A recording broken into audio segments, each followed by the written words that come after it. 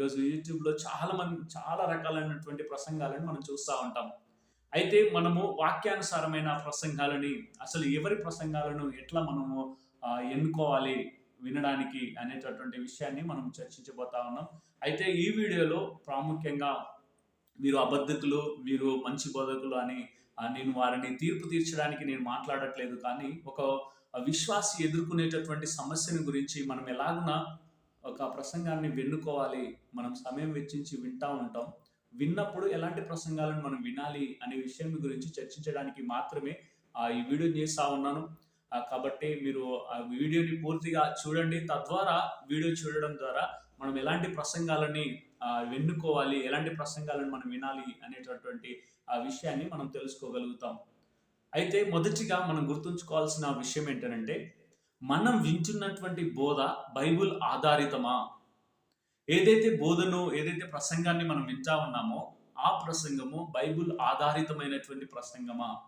తర్వాత రెండో విషయం ఏంటంటే, ఏదైతే ప్రసంగాన్ని మనం వింటా ఉన్నామో, ఎవరి బోధనైతే మనం వింటా ఉన్నామో వారు మనల్ని క్రీస్తు వైపునకు నడిపిస్తున్నారా, లేదా తనని అనుసరించేటట్లు చేస్తా ఉన్నారా అనేటటువంటి విషయాన్ని చాలా ఆలోచించి నిర్ణయం తీసుకోవాలి. ఏ వ్యక్తి అయితే ప్రసంగాల ద్వారా క్రీస్తు వైపుకు నడిపిస్తా ఉన్నాడో వాళ్ళ ప్రసంగాలను మనం వినడానికి ప్రయత్నం చేయాలి. ఏ వ్యక్తి అయితే క్రీస్తుని కాకుండా తనను ఫాలో అవ్వమని, తనను వెంబడించమని, తనను మాత్రమే కనిపించేటట్టు చేస్తా ఉన్నాడో అట్టి వారి ప్రసంగాలను వినడానికి మనం ఆలోచించాలి. కొద్ది సమయం ఆగి తనటువంటి ప్రసంగాలని మనము అనలైజ్ చేసి మనము అప్పుడు ఆ ప్రసంగాలను వినడానికి ప్రయత్నం చేయాలి. యోహాను, పేతురు యెరూషలేము మందిరానికి వెళ్ళేటప్పుడు వారు అక్కడ ఒక వ్యక్తి ఏమైనా దొరుకుతుందా అని వారి వైపు చూసినప్పుడు వారు, మా దగ్గర నీకు ఇవ్వడానికి ఏమీ లేదు, కానీ మాకు క్రీస్తు ఇచ్చిందే మీకు ఇస్తామని అతనిని స్వస్థపరిచినప్పుడు వారందరూ వారి వైపు చూసినప్పుడు వారు ఏం చేశారనంటే, మీరందరూ ఎందుకు మమ్మల్ని చూస్తా ఉన్నారు? మేము కాదు ఈ కార్యాన్ని చేసింది, దేవుడే చేశాడు అని వారు దేవుడి వైపు చూడడానికి వారందరినీ పురికొల్పారు.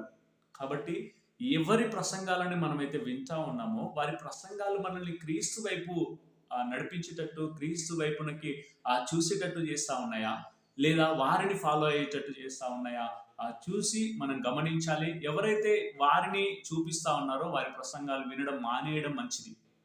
ఎందుకనంటే మన విశ్వాస జీవితంలో ప్రాముఖ్యమైనది క్రీస్తుని వెంబడించడం, క్రీస్తు స్వారూప్యంలోనికి మారడం, ఆ క్రీస్తు లోనికి మనం ఎదగడం మాత్రమే చాలా ప్రాముఖ్యమైనది.